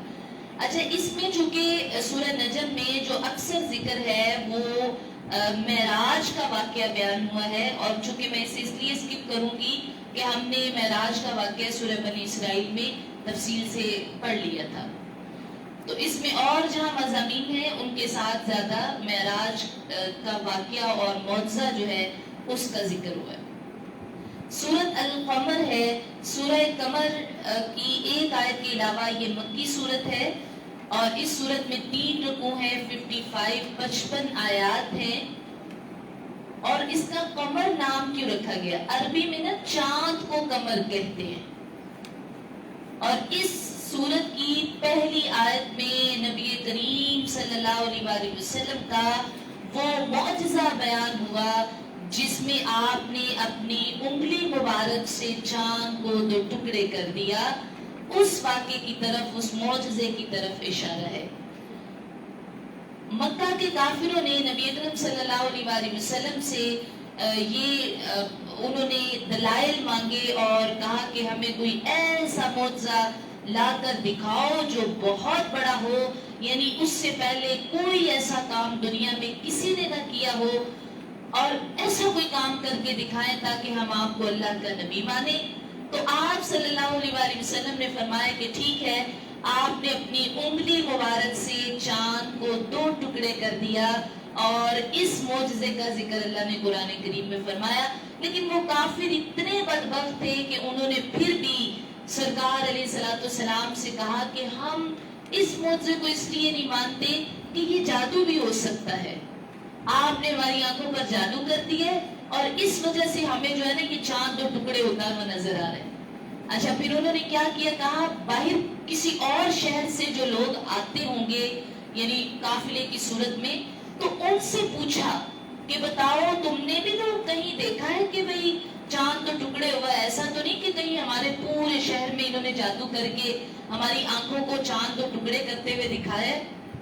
تو جو مسافر آتے تھے، جو قافلے آتے تھے، یہ کافر ان سے بھی پوچھتے تھے کہ بتاؤ، تو قافلے والے اس بات کی تصدیق کرتے تھے کہ بے شک ہم نے بھی یہ منظر دیکھا کہ چاند 2 ٹکڑے ہوا اور پھر وہ دوبارہ جو ہے وہ جڑ گیا۔ سبحان اللہ۔ لیکن یہ اتنے بدبخت تھے، اور چونکہ ان کے مقدر میں نہیں تھا ایمان، اس لیے انہوں نے پھر بھی کہا کہ یہ جادو ہے اور ہماری آنکھوں پر پردے پڑ گئے، اس لیے ہم نے یہ دیکھا کہ چاند 2 ٹکڑے ہوا۔ اور یہ قیامت کی نشانی بھی ہے کہ قرب قیامت چاند شق ہو جائے گا، یعنی پھٹ جائے گا، اور سورج بھی اپنے مقام پر باقی نہیں رہے گا۔ اللہ تبارک و تعالیٰ اس وقت سے ہمیں محفوظ فرمائے۔ سورہ رحمان کا تعارف ہے۔ سورہ رحمان مکہ مکرمہ میں نازل ہوئی ہے، اس میں 3 رکوع ہیں اور 78 آیات ہیں۔ اس سورت کا نام سورہ رحمان اس لیے رکھا گیا کہ اس کی ابتدا جو ہے وہ اللہ کے اسماء حسنی میں سے ایک بڑے پیارے نام سے کی گئی، الرحمن۔ اللہ کا بہت پیارا نام ہے۔ نبی اکرم صلی اللہ علیہ وآلہ وسلم فرماتے ہیں ہر چیز کی ایک زینت ہوتی ہے، مثلا آپ کوئی بھی چیز اٹھائیں تو اس کا کوئی حسن ہوتا ہے، کوئی زینت ہوتی ہے، کوئی سجاوٹ ہوتی ہے، اور قرآن پاک کی زینت سورہ رحمان ہے۔ اس کو قرآن کی دلہن بھی کہا جاتا ہے، زینت بھی کہا جاتا ہے، کیونکہ اس کے اندر اللہ تبارک و تعالیٰ نے ایمان کی صفات کا ذکر کیا ہے، اور پھر اللہ کریم نے اور ایمان کی صفات ذکر کی، پھر جنت بھی اس میں بہت زیادہ پیارے انداز سے اللہ نے جنت کا ذکر فرمایا ہے۔ اور اس میں جو خاص طور پر ایک آیت فَبِأَيِّ آلَاءِ رَبِّكُمَا تُكَذِّبَانِ، 31 مرتبہ اللہ نے اس آیت کو اس سورت میں نازل فرمایا۔ تو یہ بہت پیاری سورت ہے، قرآن کی زینت ہے۔ حضرت فاطمہ زہرا رضی اللہ تعالیٰ عنہ روایت کرتی ہیں کہ نبی اکرم صلی اللہ علیہ وآلہ وسلم نے ارشاد فرمایا کہ سورہ حدید، سورہ واقعہ، سورہ رحمان کی تلاوت کرنے والوں کو زمین و آسمان کی بادشاہت میں جنت الفردوس کا مقیم پکارا جاتا ہے۔ یعنی زمین و آسمان میں جو سورہ رحمان پڑھتے ہیں انہیں جنت کا مقیم پکارا جاتا ہے کہ یہ جنت والے ہیں۔ سبحان اللہ۔ اور یہ ایمان کی حلاوت نصیب کرتی ہے سورہ رحمان. اگر کوئی بیمار ہو تو بیمار کو بار بار سورہ رحمان کی تلاوت سنائے تو اللہ شفا عطا کرتا ہے. اگر پانی پر پڑھ کر اسے پانی پلایا جائے تو اللہ کریم ہر قسم کی اندرونی ظاہری باطنی بیماری بھی دور فرماتا ہے. تو اس میں سب سے پہلے آیت میں فرمایا الرحمن علم القرآن. رحمان ہے جس نے تمہیں قرآن سکھایا. اچھا کس کو سکھایا؟ سب سے پہلے جبرائیل علیہ السلام کو، اور پھر جبریل کے ذریعے حضرت محمد مصطفیٰ صلی اللہ علیہ وآلہ وسلم کو، اور پھر ان کے ذریعے صحابہ کرام کو، اور پھر نسل در نسل قرآن سکھایا گیا. اور آج ہم کتنے خوش نصیب ہیں کہ اس نسل میں آج ہم بھی شامل ہیں کہ ہم قرآن سیکھ رہے ہیں. یعنی کہ وہ جو فرمانا الرحمن علم القرآن، تو یہ جو دوسری علم القرآن میں یہ لڑی چل رہی ہے، آج اللہ نے ہمیں یہ سعادت بخشی ہے کہ اس لڑی میں ہم بھی شامل ہو گئے ہیں. تو اللہ تعالیٰ میں بار بار یہ قرآن سیکھنے کی توفیق عطا فرمائے. تو یہ سورت نعمتوں کا ذکر ہے. اس سورت میں مختصر اس کو چلا رہی ہوں، تھوڑا سا بغور سنتے رہیے. یہ سورت جو ہے اس میں نعمتوں کو شمار کرنے کے لیے اللہ کریم نے سورت کو بھیجا ہے کہ کتنی کتنی نعمتیں اللہ نے تمہیں عطا فرمائی. لیکن آپ یہاں غور کریں کہ اللہ پاک نے ہر نعمت کا ذکر کرنے سے پہلے قرآن کا ذکر فرمایا. اس کا مطلب یہ ہے کہ انسان کی تخلیق سے بھی پہلے جو اللہ نے اس کو نعمت عطا فرمائی ہے وہ رحمان کا سکھایا ہوا قرآن ہے. یہ بات بھی کہی کہ میں نے تمہیں جو پیدا کیا ہے، یہ بات بعد میں کہی، یعنی پیدائش کی بات جو ہے وہ نعمت وہ بعد میں کی گئی، لیکن علم اور قرآن کی بات جو ہے وہ پہلے کی گئی. اس کا معنی یہ ہے کہ ہماری تخلیق سے بھی پہلے اللہ نے ہمیں علم کا درجہ عطا کیا ہے. اس لیے اللہ کریم ہمیں پورا سال ہی قرآن سیکھنے کی توفیق دے، صرف رمضان میں نہیں بلکہ یہ احسان اللہ پورا سال ہم پر فرمائے کہ آپ پورا سال قرآن کا علم سیکھتے رہے. پھر فرمایا کہ اللہ کریم نے انسان کی تخلیق کتنی خوبصورت فرمائی ہے. برکت کے لیے اس کی میں ایک آیت پڑھ دیتی ہوں. فرمایا خلق الانسان، انسان کو اللہ نے پیدا کیا، علمہ البیان، اور اسے بولنا سکھایا ہے. سبحان اللہ. یعنی اللہ کریم نے ہمیں باتیں کرنا سکھائی ہیں، تو پھر ہم ساری دنیا کی باتیں کریں تو ہم اللہ کی بات کیوں نہ کریں. یعنی اللہ کتنے پیارے انداز میں فرمایا کہ علمہ البیان، ہم نے اسے بیان کرنا سکھایا ہے. بندے کے اندر تو خود اتنی صلاحیت ہی نہیں تھی کہ وہ اپنے ایموشنز کو بیان کرتا. آپ دیکھیں ہم پرندوں سے زیادہ، جانوروں سے زیادہ معتبر جانور، درندے، چونٹیاں، یہ سب کچھ وہ نہیں کہہ سکتے جو ہم کہتے ہیں. یعنی ہم ناراض ہو تو بتا سکتے ہیں، ہم خوش ہو تو بتا سکتے ہیں. اللہ فرماتا ہے یہ سارے ایموشن تمہیں ایکسپلین کرنا میں نے سکھایا ہے. اور ہم جب ساری دنیا کی باتیں کریں تو پھر اللہ کی بات نہیں کریں گے. پھر تو ہمیں اللہ کی بات زیادہ کرنی چاہیے، کیونکہ ہمیں تو سکھایا ہی مالک نے ہے کہ تم نے اس زبان سے بولنا کیسے. اللہ کریم ہمیں ذاکر بنائے، اللہ ہماری زبان ذکر والوں کے ساتھ شامل فرما دے. تو اس میں یاد رکھیے علم القرآن میں یہ بھی تعلیم کی بات کی جا رہی ہے. یعنی تفسیر پڑھا کرو، مسائل سیکھا کرو، یہی اللہ کریم نے ہمیں سکھا دیا. اچھا جی، اس میں ان شارٹ اس کو یہ بتا دوں کہ فَبِأَيِّ آلَاءِ رَبِّكُمَا تُكَذِّبَانِ. تو یہاں ایک سوال بھی ہے جو اللہ فرماتا ہے کہ تم اپنے رب کی کون کون سی نعمتوں کو جھٹلاؤ گے. نبی پاک صلی اللہ علیہ وآلہ وسلم فرماتے ہیں میں نے جنوں پر جب سورہ رحمان پڑھی تو وہ تم سے زیادہ اچھا جواب دے رہے تھے. یعنی جب سرکار نے جنات کو سورہ رحمان سنائی تو وہ اس آیت کو جب سنتے کہ فَبِأَيِّ آلَاءِ رَبِّكُمَا تُكَذِّبَانِ تو وہ جواب دیتے، وہ کہتے لا بِشَيْءٍ مِّن نِّعَمِكَ رَبَّنَا نُكَذِّبُ وَلَكَ الْحَمْدُ. وہ کہتے اللہ ہم تیری کسی نعمت کو نہیں جھٹلاتے بلکہ ہم ہر نعمت پر تیرا شکر ادا کرتے ہیں. اس لیے جب سورہ رحمان سنیں یا اس کو پڑھے تو جب بھی یہ آیت مبارکہ ہے فَبِأَيِّ آلَاءِ رَبِّكُمَا تُكَذِّبَانِ، تو آپ اگر عربی نہیں پڑھ سکتے تو کہیں اللہ میں تیری کسی نعمت کو نہیں جھٹلاتی اور میں تیرا شکر ادا کرتی ہوں، یا اتنا کم از کم ضرور کہیں الحمدللہ کہ میں اللہ تیری نعمتوں پر شکر ادا کرتی ہوں۔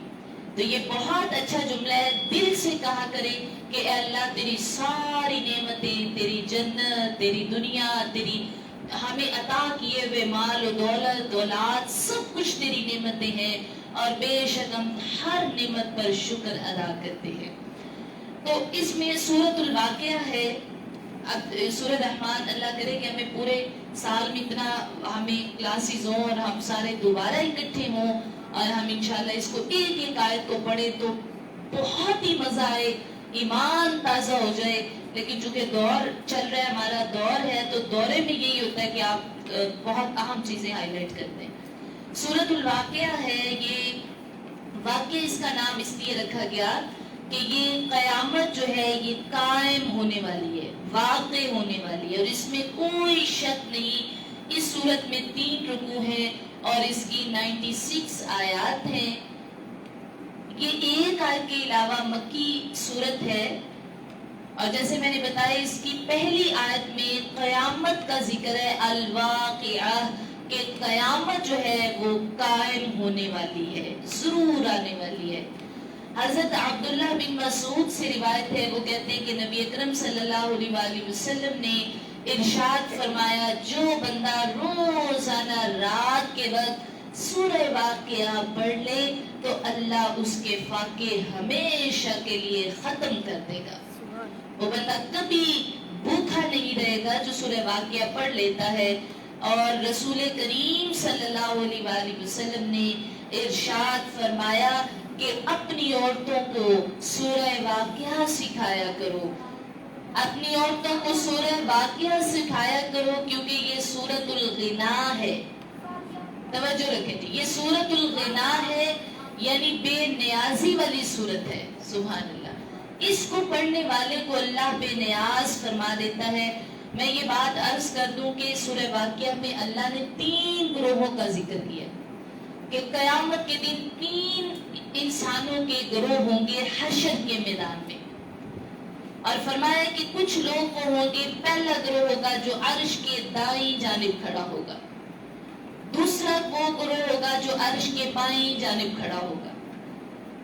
جو عرش کے دائیں جانب ہوگا یہ وہ لوگ ہوں گے جو حضرت آدم علیہ السلام کی دائیں طرف سے نکلے تھے، اور ان کا نامہ اعمال اللہ ان کو دائیں ہاتھ میں دے گا۔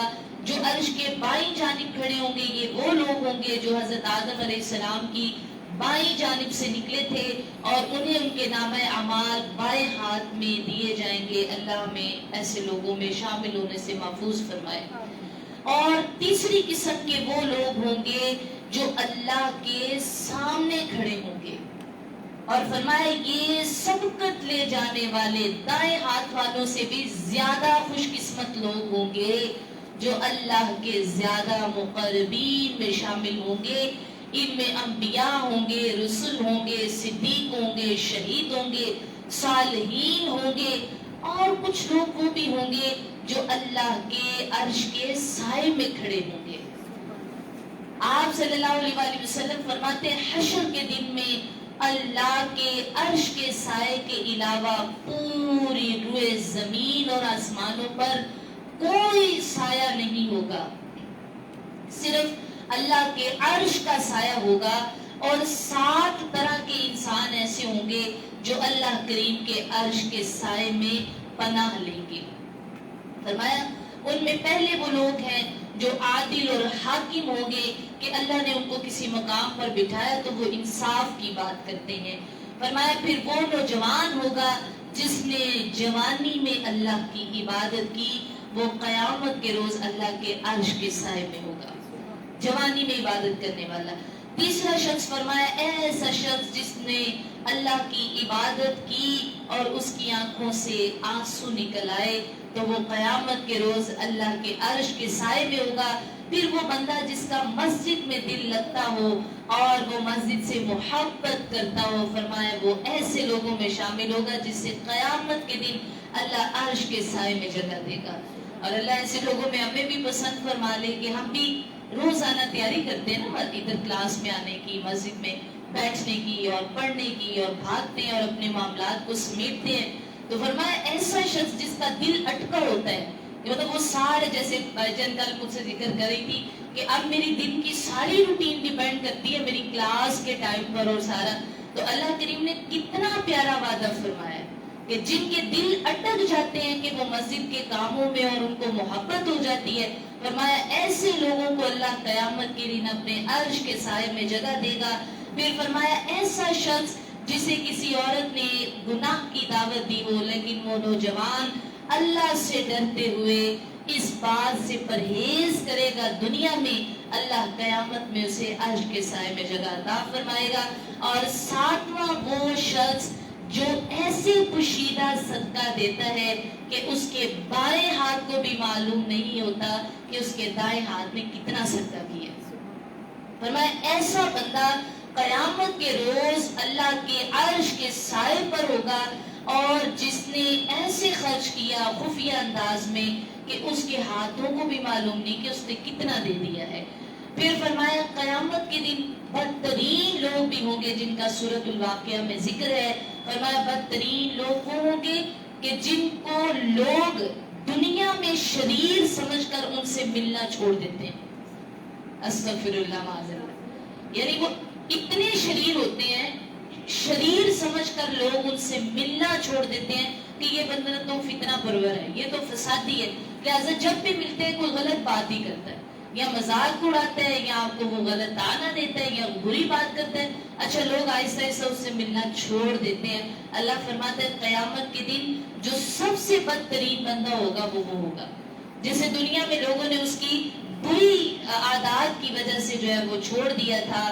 اور نبی اکرم صلی اللہ علیہ وسلم نے یہ بھی ارشاد فرمایا کہ قیامت کے دن لوگوں میں سے بدترین انسان وہ ہے جو دو رخا ہوتا ہے. اللہ اللہ, جس کے دو رخ ہوتے ہیں, یعنی لوگوں کی بات, ادھر والوں کی بات سنی اور ادھر پہنچا دی. دو رخا بندہ جو ہے وہ قیامت کے دن بدترین لوگوں میں شامل ہوگا.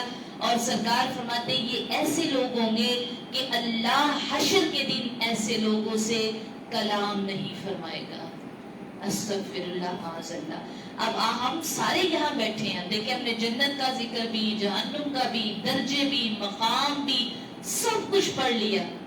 اب ہم اپنی وہاں جگہ تلاش کریں اور دیکھیں کہ جس طرح کے ہمارے اعمال اور عادات ہیں ہم کس مقام پر ہوں گے, اور پھر یہ سوچ کر اپنا مقام تلاش کر کے ہم اللہ تعالیٰ سے دعا کریں کہ اللہ کریم اس دن ہمیں اچھے لوگوں میں شامل فرمائے. اور آج یہ میں اللہ تعالیٰ ہمارے اعمال ایسے بدل دے, ہمارا دل ایسے بدل دے کہ ہم اچھوں میں شامل ہو جائیں, اور وہ ساری عادات جو اللہ اور اس کے رسول کو پسند ہیں اللہ میں ایسی عادتیں عطا فرما دے تاکہ حشر میں ہمارا جو انجام ہے وہ اچھوں کے ساتھ ہو جائے. آمین یا رب العالمین.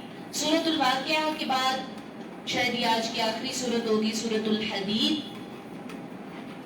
جی سورۃ الحدید کا بہت مختصر سا تعارف ہے جی. سورہ حدید کے مقام نزول کے بارے میں ایک قول تو یہ ہے کہ یہ مکیہ ہے اور ایک قول یہ ہے کہ یہ مدنیہ ہے. دونوں اقوال اس میں پائے جاتے ہیں. اس سورت میں 4 رکوع ہیں اور 29 آیات ہیں, اور عربی میں لوہے کو حدید کہتے ہیں. تو اس سورت کی آیت نمبر 25 میں اللہ تعالیٰ نے حدید یعنی لوہے کے فوائد بیان کیے ہیں کہ اللہ پاک نے انسانوں کے لیے لوہے جیسی نعمت بھی عطا کی کہ اسے کتنی چیزیں تم بنا سکتے ہو, کاروبار کرتے ہو, اور کتنا کتنا اس سے مضبوط بلڈنگز اور چیزیں اس سے تعمیر کرتے ہو. تو لوہے کے فوائد اس سورت میں بیان ہوئے. اس نام کی مناسبت سے اسے پکارا جاتا ہے سورہ حدید.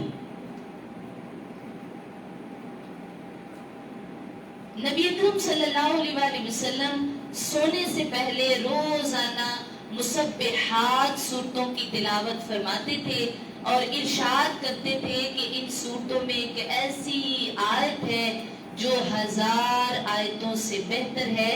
اور مسبحات وہ صورتیں ہوتی ہیں جن کا ذکر اللہ کی تعریف سے ہوتا ہے. ٹھیک ہے، تو اس لیے فرمایا جیسے سورہ حدید ہے، سورہ حشر ہے، سورہ صف ہے، سورہ جمعہ ہے، سورہ تغابن ہے، یہ ساری سورہ مسبحات ہیں. تو سرکار ان کو بہت پسند فرماتے تھے اور اکثر ان صورتوں کی تلاوت فرماتے تھے. اور احادیث میں یہ آتا ہے کہ ہر مخلوق کا رزق یہ لفظ ہے. اللہ کی جتنی مخلوقات ہیں سب کا رزق ایک لفظ ہے اور وہ ہے سبحان اللہ وبحمدہ. نبی اکرم صلی اللہ علیہ وآلہ وسلم فرماتے ہیں کہ اگر کوئی بندہ چاہے کہ اس کا ترازو جو ہے وہ زمین و آسمان سے بھر جائے تو وہ کہے لا الہ الا اللہ. اور اگر کوئی بندہ چاہتا ہے کہ وہ ساری مخلوق کا رزق جو ہے یعنی ہر مخلوق کا جملہ اپنی زبان سے ادا کرے تو وہ ایک بار کہہ دے سبحان اللہ وبحمدہ. تو ہم نے کتنا ذکر پڑھا اس تسبیح کا کہ سبحان اللہ والحمد للہ ولا الہ الا اللہ واللہ اکبر. تو یہ دن بھی بڑے مبارک اور بابرکت دن ہے اور یہ تسبیح بہت بڑی تسبیح ہے اور اس کی بڑی فضیلت ہم نے قرآن کریم میں کتنی بار پڑھ چکے ہیں. اس لیے ہمیں کوشش کرنی چاہیے کہ ہم روزانہ رات کم از کم یہ ایک تسبیح کا ورد ضرور کر لیں. ٹھیک ہے، اور جیسے آج الحمدللہ ہم دیکھ رہے ہیں کہ ہمارے پاس بہت تھوڑے دن برکت والے بچ گئے اور پاک راتیں بھی ہیں. ہمارے پاس اللہ کریم سے دعائیں مانگنے کا بہت سنہرا موقع ہے. تو سب سے بڑی دعا جو آخری عشرے کی ہے اللہم اجرنا من النار اللہم انکا عفو کریم تحب العفو فاعف عنی یا غفور. یہ دعائیں ضرور اپنی روٹین میں شامل کیجئے. اللہ کریم ہمیں عمل کی توفیق عطا فرمائے. وآخر دعوانا الحمدللہ رب العالمین.